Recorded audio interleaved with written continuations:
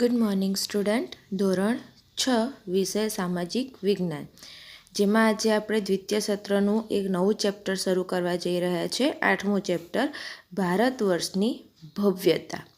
હવે ભારત વર્ષની ભવ્યતા એટલે વિશાળતા ભારતની.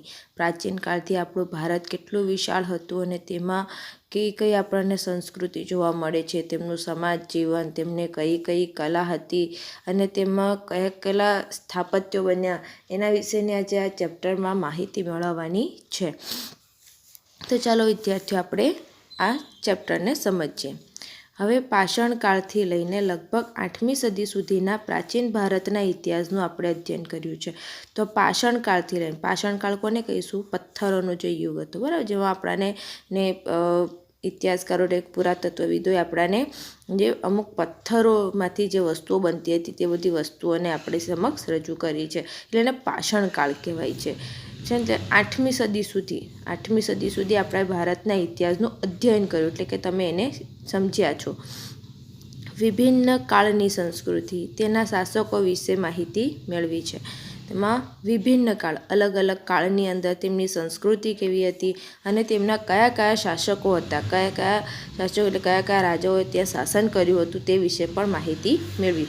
એટલે ભારત એક ઉપખંડ જેટલું મોટું રાષ્ટ્ર છે. હવે ભારત એક મોટું રાષ્ટ્ર છે કે જેમાં પ્રાચીન કાળથી લઈને અનેક જાતિ પ્રજાતિ સમૂહો આ દેશની સમૃદ્ધિથી આકર્ષાઈ આ દેશમાં આવતા રહ્યા છે. કે પ્રાચીન કાળથી, એટલે કે બહુ જૂનાના સમયથી અનેક જાતિ છે, પ્રજાતિ છે, આવા સમૂહો આપણા ભારત દેશની સમૃદ્ધતાથી આકર્ષાઈને આ દેશમાં આવ્યા છે, કે જેના કારણે ભારતીય સંસ્કૃતિમાં વિવિધતાનો સંગમ થાય છે. એટલે અલગ અલગ જાતિ પ્રજાતિના લોકો આપણા ભારતમાં આવીને વસ્યા, જેના કારણે આપણી ભારતીય સંસ્કૃતિમાં વિવિધતા આવી છે. એટલે ભારતની અંદર જેટલી પણ સંસ્કૃતિ છે એમાં વિવિધતાનો સંગમ થાય છે. એટલે જ આપણા જવાહરલાલ નહેરુ કહે છે જેને વિવિધતામાં એકતા. આ શું કહે છે? વિવિધતામાં એકતા. તેવા આ મહાન દેશની કલા, સ્થાપત્ય તથા સમાજ જીવનની માહિતી મેળવવાની છે. આ પાઠની અંદર આપણે આવા આપણા ભારત દેશના મહાન દેશની કલા, સ્થાપત્ય અને સમાજ જીવન, કે આપણા ભારતની અંદર પ્રાચીન કાળથી લોકોમાં કઈ કઈ કલા, તેમને કયા સ્થાપત્યો બાંધ્યા અને તેમનું સમાજ જીવન, તેમનો સમાજ કેવો હતો, તેઓ કેવી રીતનું જીવન જીવતા હતા, એ વિશે આપણે માહિતી મેળવવાની છે. કે જેનાથી પ્રાચીન ભારતની પ્રજા ગૌરવશાળી વારસાની આપણે માહિતી મેળવી, કે જેનાથી આપણને પ્રાચીન ભારતની પ્રજા, કે આપણા ભારતની પ્રજા કેવી ગૌરવશાળી હતી, કે આપણને એ પ્રમાણે આપણને વારસો મળ્યો છે, એના વિશેની આપણે માહિતી મેળવવાની છે.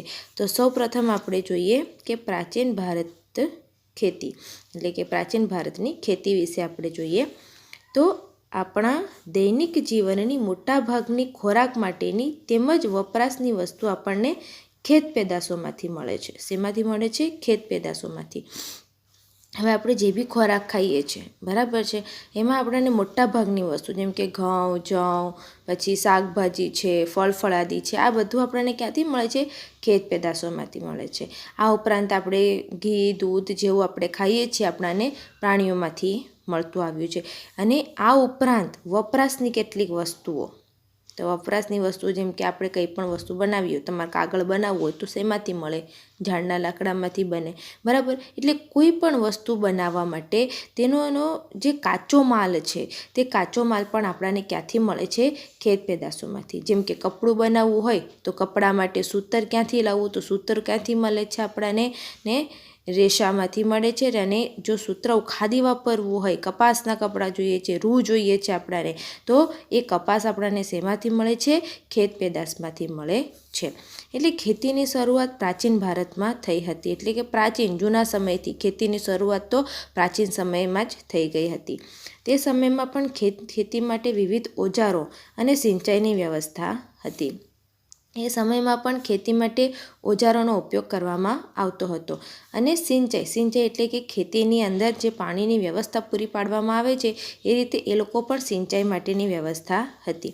એટલે પ્રાચીન સમયમાં ઘઉં, જવ, ડાંગર, જુવાર, બાજરી, તલ, વટાણા વગેરેની ખેતી થતી હતી.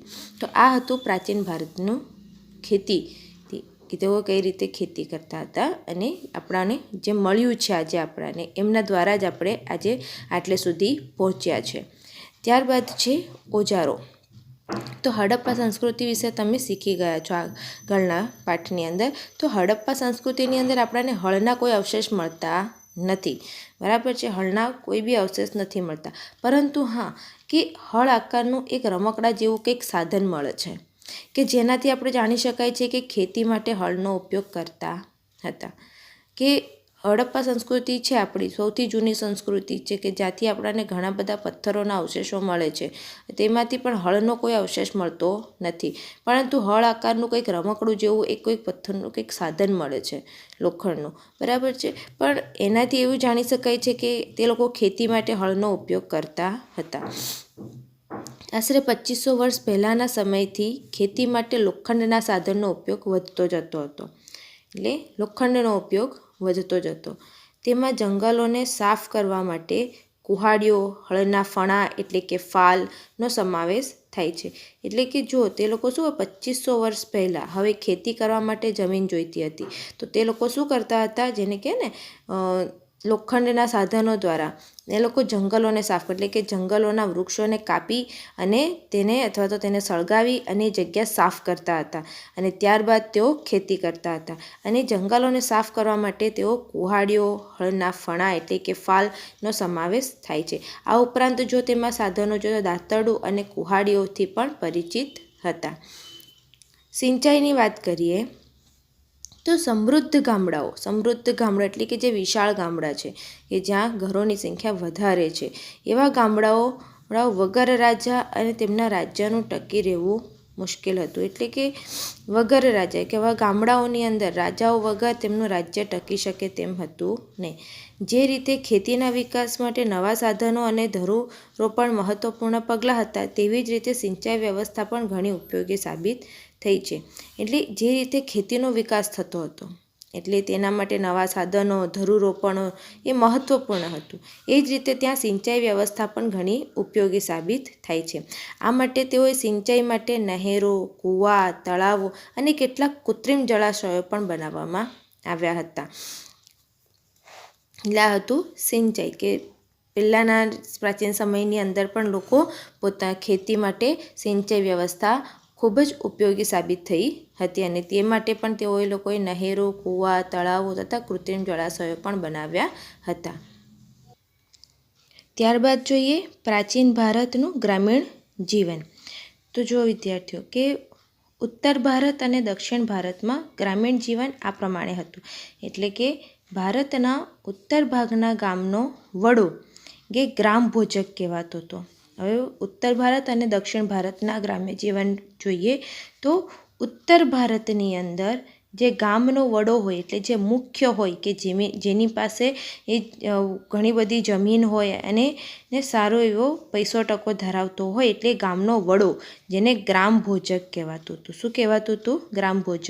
એટલે સામાન્ય રીતે એક જ પરિવારના લોકો આ પદ પર પેઢીઓ સુધી રહેતા હતા.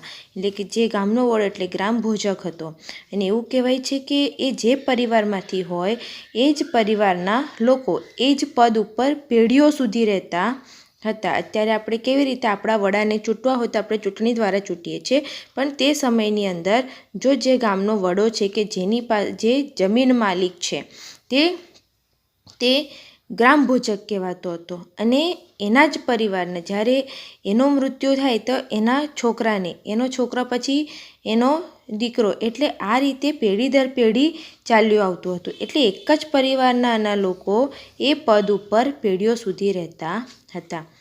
આ પદ વંશ પરંપરાગત હતું. એટલે કે વંશ દ્વારા કે એક પછી એક આવતા હતા. ગ્રામ ભોજક મોટે ભાગે ગામનો સૌથી મોટો જમીન માલિક હતો કે એટલે જેની પાસે તે ગામની અંદર સૌથી વધારે જમીન હોય તે ગામનો વડો એટલે ગ્રામ ભોજક કહેવાતો હતો.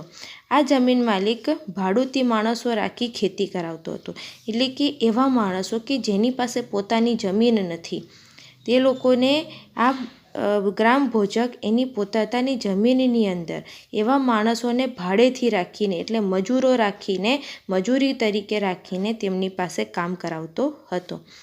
રાજા પણ ગામડાના કરવેરા ઉઘરાવવાનું કાર્ય તેમને સોંપતા, એટલે કે રાજ્યના જે રાજા હોય એ રાજ્યને ગામડાઓની અંદરથી જે કરવેરા ઉઘરાવવાનું કાર્ય કરતું હતું, એ પણ એ કરવેરા ઉઘરાવવા માટે આ ગ્રામ ભોજકનો ઉપયોગ કરતા, એટલે કે એમના દ્વારા એ ગામડાઓના લોકો પાસેથી કરવેરા ઉઘરાવતા હતા.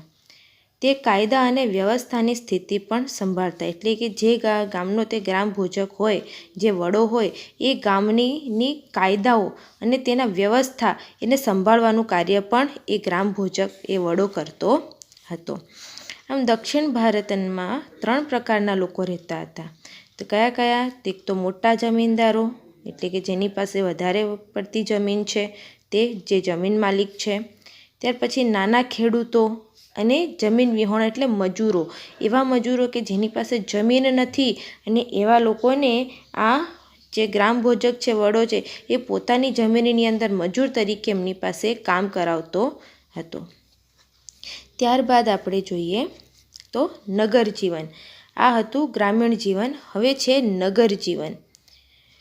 મોટાભાગના શહેરો 2500 વર્ષ પહેલાં મહાજનપદોની રાજધાની હતા. જો 2500 વર્ષ પહેલાં નાના જે શહેરો હતા એ મહાજનપદોની રાજધાની તરીકે ઓળખાતા હતા.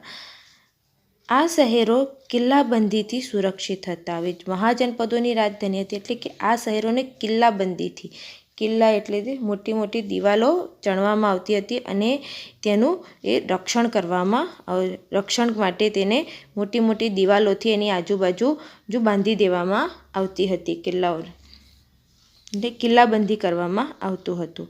ઘણા શહેરોમાંથી વલયકૂપ પ્રાપ્ત થયા છે. વલયકૂપ, આપણે વલય એટલે કે ગોળાકારની અંદર એક કૂપ એટલે ખાડા જેવા, જે કૂવા તરીકે ઓળખાય છે. આ વલયકૂપ શૌચાલય, નીક અથવા કચરાપેટી માટે ઉપયોગમાં લેવાતા હતા. ગ્રામીણ અને નગરના લોકો ખોરાકમાં ઘઉં, જવ, ચોખા, દૂધ, દહીં, ઘી, ફળ ફળાદી, માંસ માછલીનો ઉપયોગ કરતા હતા. હવે જે બંને નગર અને ગ્રામીણ આ બંને વિસ્તારના જે લોકો હતા, એમના ખોરાકની અંદર એટલે ઘઉં, જવ, ચોખા, દૂધ, દહીં, ઘી, ફળ ફળાદી, માંસ માછલીનો ઉપયોગ તેઓ ખોરાક તરીકે કરતા હતા. તો અહીં નગર જીવનની અંદર 2500 વર્ષ મહાજનપદોની જે રાજધાની કહેવાતી, એટલે રાજધાની હતા, એ લોકો શહેરો, એટલે કે એમનું જે શહેર હતું એના ફરતે કિલ્લાબંધી કરતા હતા. કેમ કિલ્લાબંધી કરતા હતા? મોટી મોટી દિવાલોથી એમના શહેરનું રક્ષણ કરવા માટે મોટા મોટા કિલ્લાઓ બાંધવામાં આવતા હતા. અને તેમાં વલયકૂપ એટલે કે કૂવા જેવું આપણને જોવા મળે છે, જેની અંદર તે લોકો શૌચાલય, નીક અથવા તો કચરાપેટી માટે તેનો ઉપયોગ કરતા હતા. ત્યારબાદ આગળ જોઈએ કે પુરુષ અને સ્ત્રીઓ સામાન્ય રીતે 2 વસ્ત્રો પહેરતા હતા. પુરુષ અને સ્ત્રીઓ 2 વસ્ત્રો પહેરતા હતા, જેમાં શરીરના નીચેના ભાગનું વસ્ત્ર નીવી, કયું? શરીરના નીચેના ભાગનું વસ્ત્ર નીવી અને ઉપરના ભાગનું વસ્ત્ર વાસ કહેવાતું હતું. એટલે ક્યારેક ઉપરના વસ્ત્રો ઉપર દુપટ્ટા જેવું અધિવાસ લપેટતા હતા. એટલે આ એમનો પહેરવેશ હતો. અધિવાસ એટલે કે ઉપર દુપટ્ટા જેવું કરીને તેઓ લપેટી દેતા હતા. એટલે કે નીચે જે પહેરતા હતા, નીચેનું જે વસ્ત્ર હતું જેને નીવી, અને ઉપરનું જે વસ્ત્ર તે વાસ કહેવાતું હતું. અને ક્યારેક તે લોકો જે સ્ત્રીઓ હોય તે દુપટ્ટા જેવું અધિવાસ પણ લપેટતા હતા. ત્યારબાદ જોઈએ કે પ્રાચીન ભારતમાં કલા. હવે ઇતિહાસવિદો કલાને 2 ભાગમાં વહેંચે છે. જે આપણા ઇતિહાસકારો છે, ઇતિહાસવિદો છે, તે કલાને 2 ભાગમાં વહેંચે છે. એક તો છે લલિત કલા અને બીજું છે નિદર્શન કલા. હવે લલિત કલા એટલે શું? તો લલિત કલાની અંદર ચિત્ર, સાહિત્ય, સ્થાપત્ય, સંગીત, માટીકલા વગેરેનો સમાવેશ થાય છે. જે લલિત કલા છે જેની અંદર ચિત્રો, સાહિત્ય કે કયા સાહિત્ય રચાયા તે, સ્થાપત્ય, સંગીત અને માટીકલાનો સમાવેશ થાય છે. જ્યારે નિદર્શન કલાની અંદર નૃત્ય અને નાટકનો સમાવેશ થાય છે. જો નિદર્શન કલામાં નિદર્શન કલામાં શેનો સમાવેશ થાય છે? નૃત્ય અને નાટકનો સમાવેશ થાય છે. અને લલિત કલામાં શેનો સમાવેશ થાય છે? તો ચિત્ર, સાહિત્ય, સ્થાપત્ય, સંગીત, માટીકલા એટલે કે માટીમાંથી બનાવેલા કેટલાક વાસણો, રમકડા એનો સમાવેશ થાય છે. અને નિદર્શન કલા અંદર નૃત્ય, નાટક જે મનોરંજન માટે લોકો જે વસ્તુઓ કરતા હતા તે નિદર્શન કલામાં એનો સમાવેશ થાય છે. આગળ જોઈએ ભારતમાં સાહિત્યનો વારસો. હવે ભારતની અંદર સાહિત્ય જોઈએ તો જો સાહિત્ય, હવે ભારતીય સાહિત્યની અંદર ધાર્મિક, ધર્મેતર અને વિદેશી મુસાફરોના વર્ણો એમ 3 ભાગમાં વહેંચાયેલું છે. એક તો ધાર્મિક સાહિત્ય, બીજું છે ધર્મેતર સાહિત્ય. ધર્મેતર એટલે કે ધર્મની બહારનું. વિદેશી મુસાફરોના વર્ણ એટલે કે ભારતની દેશમાં સદીઓથી અનેક વિદેશીઓ આવતા હતા, બરાબર છે. તેમને પોતાના પ્રવાસના જે વર્ણો લખ્યા હતા તે. એટલે આમ 3 ભાગમાં વહેંચાયેલું છે. ભારતની સાહિત્યનો વારસો 3 ભાગમાં વહેંચાય છે. એક તો ધાર્મિક એટલે ભારતનું પ્રાચીન ધાર્મિક સાહિત્ય, ધર્મ વિશે જે આપણાને સમજાવે છે. બીજું છે ધર્મેતર. ધર્મેતર એટલે કે ધર્મની બહાર જે સાહિત્ય ગ્રંથો ને જેને ધર્મેતર સાહિત્ય તરીકે ઓળખાય છે તે. અને વિદેશી મુસાફરોના વર્ણો એટલે કે ભારતની અંદર સદીઓથી વિદેશી લોકો પ્રવાસ કરવા માટે આવતા, ભારતની સમૃદ્ધિથી પ્રેરાઈને આવા મુસાફરો આવતા હતા. તેમના પોતાના પ્રવાસના વર્ણો પણ લખેલા છે. તેને કહેવાય છે વિદેશી મુસાફરોના વર્ણો. તો સૌથી પહેલાં આપણે જોઈએ તો ધાર્મિક સાહિત્ય. તો ધાર્મિક સાહિત્ય વિશે આપણે માહિતી મેળવીએ. તો ભારતના સૌપ્રથમ પ્રાચીન ધર્મ સાહિત્યની અંદર વેદોનો સમાવેશ થાય છે. શેનો સમાવેશ થાય છે? વેદો. હવે વેદોની સંખ્યા કેટલી છે? 4 છે, જેમાં ઋગ્વેદ, યજુર્વેદ, સામવેદ અને અથર્વવેદ. આ 4 વેદ છે. કયા કયા છે? તો ઋગ્વેદ, યજુર્વેદ, સામવેદ અને અથર્વવેદ. હવે વેદોને સમજાવવા માટે બ્રાહ્મણ ગ્રંથો અને આરણ્યકોની રચના કરવામાં આવી. હવે આ જે ઋગ્વેદો હતા એને સમજાવવા માટે, લોકો સુધી એમનું જ્ઞાન વહેંચવા માટે, તો તેના માટે બ્રાહ્મણ ગ્રંથો અને આરણ્યકોની રચના કરવામાં આવી. જેમાં શતપથ બ્રાહ્મણ, ગોપથ બ્રાહ્મણ અને બૃહદારણ્ય સૌથી અગત્યના ગણાય છે, કે જેની અંદર 3 જણા એટલે શતપથ બ્રાહ્મણ, ગોપથ બ્રાહ્મણ અને બૃહદારણ્ય એ સૌથી અગત્યના ગણાવી શકાય તેવા બ્રાહ્મણ હતા. આ સિવાય રામાયણ અને મહાભારત એ બંને મહાકાવ્યો પ્રાચીન ભારતીય સમાજ, સંસ્કૃતિ અને ધર્મનો ત્રિવેણી સંગમ છે. એટલે કે રામાયણ અને મહાભારત એવા 2 આપણે જે મહાકાવ્યો છે તે આપણા ભારતીય સમાજ, આપણી સંસ્કૃતિ અને ધર્મ આ ત્રણેયનો ત્રિવેણી સંગમ, એટલે 3 વસ્તુ આપણાને રામાયણ અને મહાભારતમાંથી આપણને મળે છે. વેદ વ્યાસ રચિત જે મહાભારત છે એમાં પ્રારંભમાં જય સંહિતાથી ઓળખાતું હતું. એટલે વેદ વ્યાસ રચિત જે મહાભારત છે, મહાભારત પ્રારંભ શરૂઆતમાં શેનાથી ઓળખાતું હતું? જય સંહિતાથી ઓળખાતું હતું. જે વિકસતું જતાં 1,00,000 શ્લોકનું મહાભારત થયું. એવી જ રીતે વાલ્મીકી રચિત જે રામાયણ છે ભગવાન શ્રી રામની કથાની સાથે આદર્શ સમાજ જીવન અને નૈતિક ધોરણોનું ચિત્રણ થયેલું છે. જેમાં શ્રી રામ ભગવાનની કથાની સાથે તેમનું આદર્શ સમાજ જીવન અને કેટલાક નૈતિક ધોરણોનું આપણને નિરૂપણ અંદર જોવા મળે છે. 108 જેટલા ઉપનિષદો એટલે ભારતીય ચિંતનના મહામૂલ્ય ગ્રંથ છે. જેમાં કઠ, કેન, પ્રશ્ન, મુંડક, માંડુક્ય, ઈશાવાસ્યમ અને છાંદોગ્ય એ ઉપનિષદો ભારતના તત્વજ્ઞાનના મહાન ગ્રંથો છે. આમ જોઈએ તો પુરાણોની સંખ્યા કેટલી છે? 18 છે. આપણા 108 જેટલા ઉપનિષદો છે, બરાબર છે. જેમાં કઠ, કેન, પ્રશ્ન, મુંડક, માંડુક્ય, ઈશાવાસ્યમ અને છંદોગ્ય આ ઉપનિષદો ભારતના તત્વજ્ઞાનના મહાગ્રંથો છે. શેના છે? તત્વજ્ઞાનના ગ્રંથો છે. જ્યારે બીજી વસ્તુ આપણે બીજી બાજુ જોઈએ તો પુરાણોની સંખ્યા કેટલી છે? 18 છે. જેમાં આપણે જો મહત્ત્વના તરીકે ગણીએ તો વિષ્ણુ પુરાણ, ગરુડ પુરાણ, વાયુ પુરાણ અને મત્સ્ય પુરાણ તેમજ ભાગવત એ આપણા વિશિષ્ટ ગ્રંથો તરીકે ખ્યાત છે. એ આપણા વિશિષ્ટ ગ્રંથો છે. ત્યારબાદ જોઈએ તો આ હતા આપણા ભારતના હિન્દુ ધર્મના ગ્રંથો. ત્યારબાદ છે બૌદ્ધ અને જૈન ધર્મના મહાન ગ્રંથો આપણને સમાજ જીવન અને ધર્મની માહિતી આપે છે. એટલે તે વખતના જે બૌદ્ધ ધર્મ અને જૈન ધર્મની અંદર પણ મહાન ગ્રંથો થયા હતા, જેના દ્વારા એ ગ્રંથોમાંથી આપણાને તેમના સમાજ જીવન અને તેમના ધર્મની માહિતી મળે છે. જેમ કે બૌદ્ધ ધર્મનો મૂળ ગ્રંથો, તેનું શું છે? બૌદ્ધ ધર્મનો મૂળ ગ્રંથ કયો છે? ત્રિપિટક. કયો છે? ત્રિપિટક છે. તે ત્રિપિટકની અંદર તેમાં શુદ્ધ એટલે સૂત્ર પિટક, સૂત્ર પિટક, વિનય પિટક અને અભિધમ પિટક, આ ત્રણનો સમાવેશ થાય છે. એથી તેને કહેવાય છે ત્રિપિટક. એટલે શુદ્ધ પિટક, વિનય પિટક અને અભિધમ પિટકનો સમાવેશ થાય છે. આ સિવાય જાતક કથાઓ હોય છે કે જેમાં દીધ નિકાય, અંગુત્તર નિકાય, મજ્જિમ નિકાય અગત્યના ગ્રંથો છે. નાગસેનનું મિલિંદ પાન્હો એટલે પ્રશ્નો અને આર્ય મંજીષી શ્રી મૂળકલ્પ અગત્યના બૌદ્ધ ગ્રંથો છે. જેમાં નાગસેનનું મિલિંદ પાન્હો અને આર્ય મંજીષીનું મૂળકલ્પ આ બૌદ્ધ ગ્રંથો અગત્યના છે. બંને ગ્રંથો છે એ બંને ગ્રંથો બૌદ્ધ ધર્મના અગત્યના ગ્રંથો છે. જે તિબ્બત ભાષામાં બૌદ્ધ ગ્રંથની, હવે કઈ ભાષા છે? તો તિબ્બત ભાષામાં બૌદ્ધ ગ્રંથની કજાર અને તંજર બે સંહિતા પ્રસિદ્ધ છે. તિબ્બત ભાષાની અંદર બૌદ્ધ ગ્રંથની એક કજાર અને તંજર આ બંને સંહિતા પ્રસિદ્ધ થયેલી છે, એટલે કે મળેલ છે. જાતક કથાઓ જેમાં દીધ નિકાય, મંજી નિકાય પણ બૌદ્ધ ગ્રંથો છે. આ ઉપરાંત બૃહદ કથા, હરિવંશ પુરાણ, વસુદેવ હિડી, સિદ્ધહેમ શબ્દાનુશાસન, દ્વયાશ્રય, કીર્તિ કૌમુદી એ મુખ્ય છે. જૈન ધર્મોને આગમ ગ્રંથો કહેવામાં આવે છે. આવા આગમ ગ્રંથોની સંખ્યા 12 છે. હવે આ હતું બૌદ્ધ ધર્મ અને બૌદ્ધ ધર્મના ગ્રંથો, તેના વિશે આપણે જાણ્યું.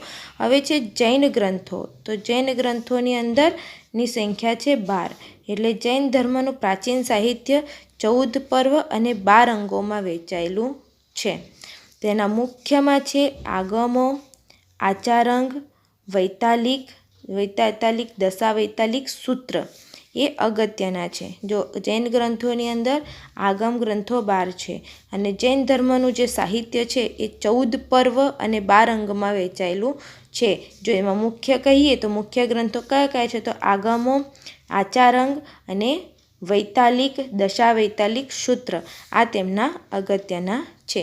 તો વિદ્યાર્થીઓ, આજે આપણે ભારત સાહિત્યનો વારસો, જેના અંદર આપણે ધાર્મિક સાહિત્ય જોયું, ત્યારબાદ હવે આગળના વિડીયોની અંદર આપણે ધર્મેતર સાહિત્ય અને વિદેશી મુસાફરોના વર્ણો વિશે માહિતી મેળવીશું. ત્યાર સુધીમાં તમારે આ પાઠની અંદરથી પ્રાચીન ભારતની ખેતી, પછી પ્રાચીન ભારતનું ગ્રામ્ય જીવન અને નગર જીવન, ને ત્યારબાદ તમારે પ્રાચીન ભારતની કલા, ભારતનો સાહિત્ય વારસો, જેમાં આપણે આજે ધાર્મિક સાહિત્ય વિશે સમજ્યા. તો વિદ્યાર્થીઓ, આટલું તમારે ચોપડીમાંથી તમારે વાંચન કરવાનું છે અને એને ધ્યાનથી તમારે જોવાનું છે. અને કયા કયા ગ્રંથો છે એના વિશેની તમારે માહિતી પણ મળી છે, સમજ્યા છો તો હજુ એક વખત વાંચજો.